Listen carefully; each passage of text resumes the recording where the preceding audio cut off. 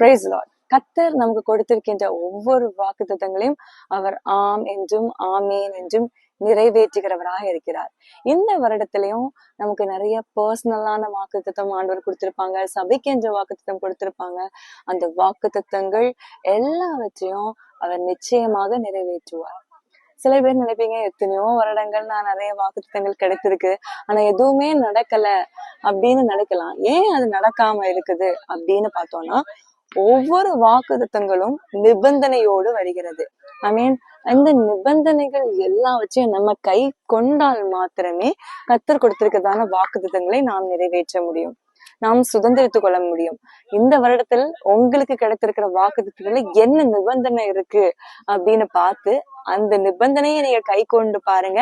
கர்த்தர் நிச்சயமாக உங்களுக்கு கொடுத்திருக்கிற வாக்குத்தத்தங்களை அவர் ஆம் என்றும் ஆமேன் என்றும் நிறைவேற்றுகிறவராக இருக்கிறார். இந்த வார்த்தைகள் மூலம் கர்த்தர் உங்களை ஆசீர்வதிப்பார். God bless you.